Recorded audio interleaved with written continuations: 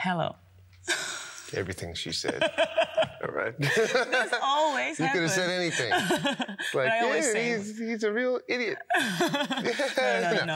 I never say stuff like it's all good. It's all good. I was just saying, actually, that in Holland, the funny thing is that there's a whole lot of, a big group of people that that have known you for years. Really? And there's also this group of people that probably has just met you when you released your single here with Mace, You Should Be Mine.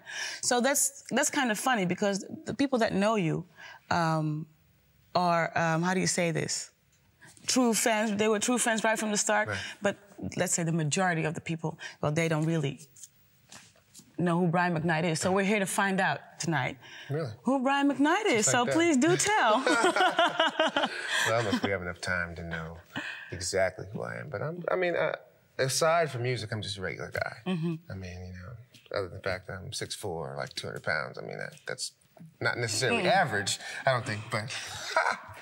But I'm a product of my environment. I grew up listening to Stevie Wonder and Michael McDonald and the Doobie Brothers and Donald Fagen, a lot of stuff. And basically, I just took bits and pieces from those guys and just sort of mixed it together. And that's kind of what I do. You know, people say, well, what kind of music do you do? And I say, well, God, I'm not really one to be categorically identified, but I just try to make really good music. And, you know, at my concerts, at least in the States, you know, there's a very diverse group of people from 15 years old to 50 years old, black, white, Asian, you know, Hispanic, everything.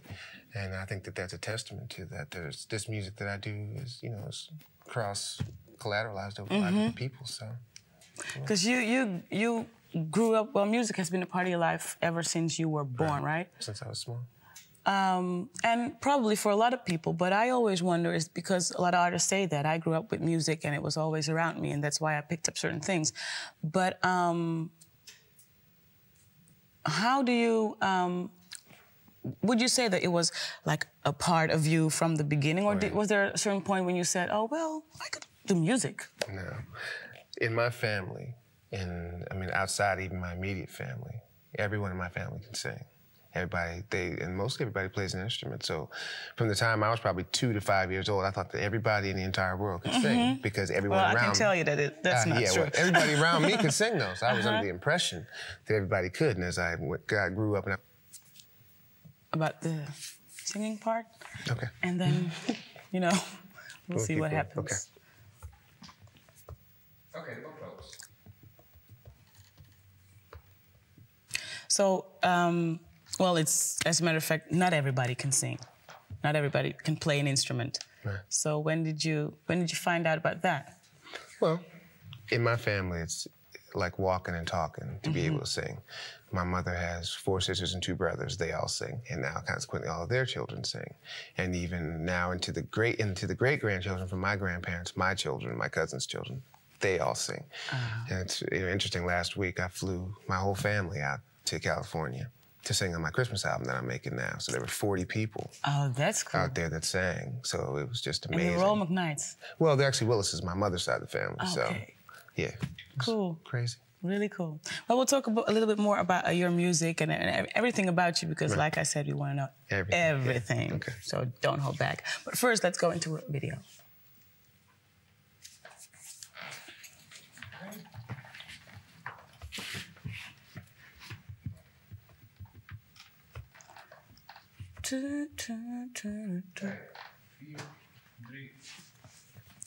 Je kijkt naar de Music Factory, dit is Sylvana Soul. Vandaag zit ik op de bank met Brian McKnight. We kennen hem natuurlijk allemaal van zijn grote R&B top 20 hit You Should Be Mine. Maar laat me je vertellen, er zit veel en veel meer... Er is veel en veel meer te weten over deze man. En dat gaan we natuurlijk vanavond allemaal met elkaar bespreken.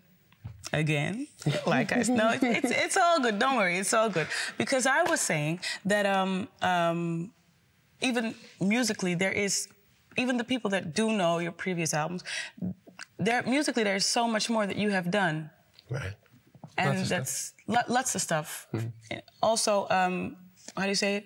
Broad, so it's not that you could be pinned down on one type of music. Yeah, I've produced and written for jazz artists, like Art Porter, the late Art Porter, and Wayman Tisdale. I've done some stuff with David Sanborn. How did you get into being a producer and all that? Well, I produced my own records. And after the success of my first record, then people started calling. They wanted Brian McKnight sounding songs on their records. But even actually before that, I produced a lot of Vanessa Williams' Comfort Zone record. I did some of that record. And then I produced the Christmas album for Boyz II Men.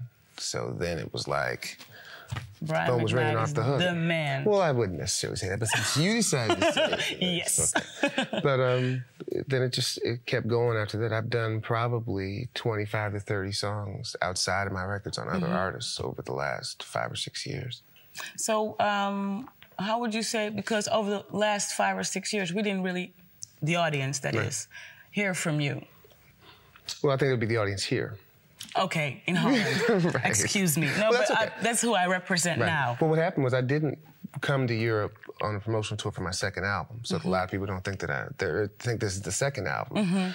But there were some changes. There's, you know, president got fired at the record label. There were some things. And it's always the same. I always hear the same story. Yeah, there were some different kind of things. I'm not placing all the blame on that. You know, there was just sometimes things just don't work out that way.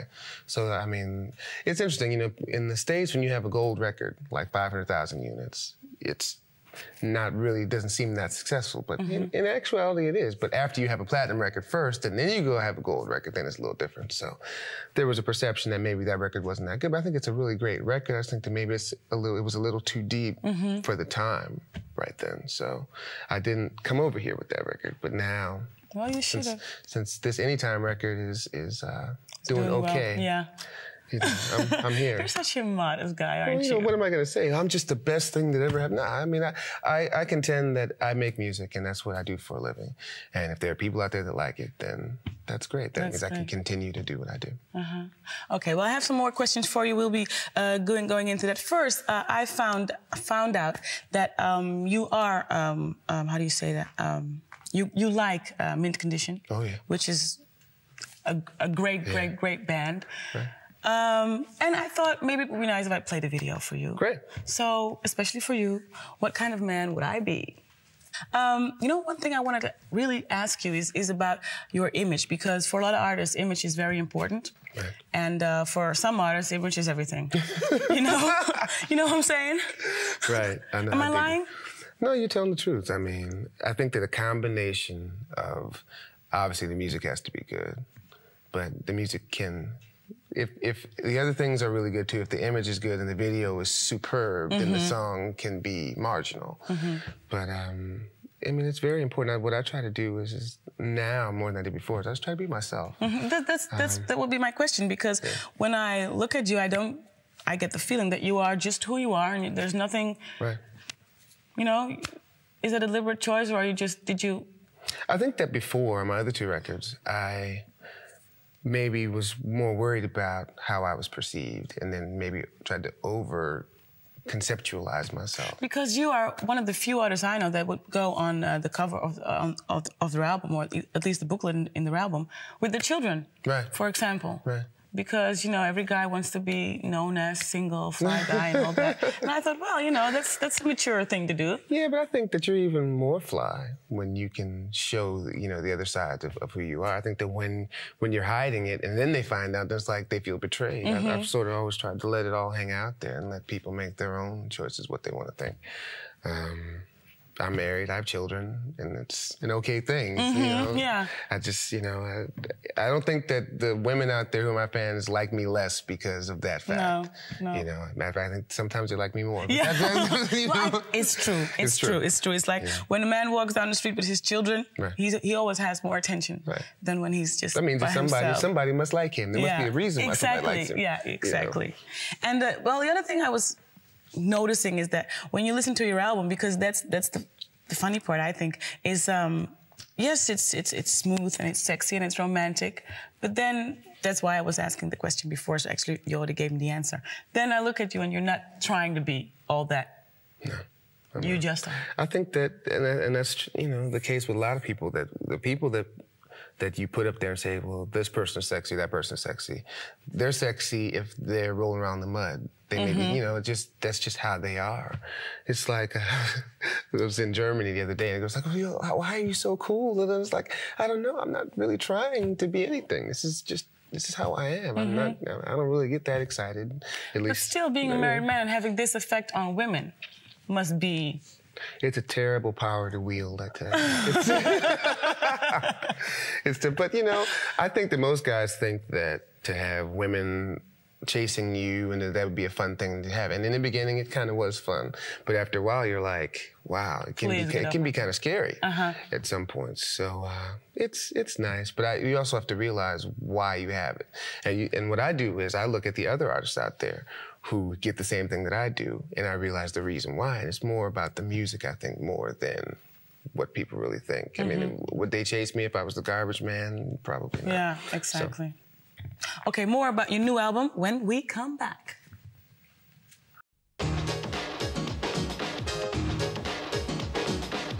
This is the Music Factory.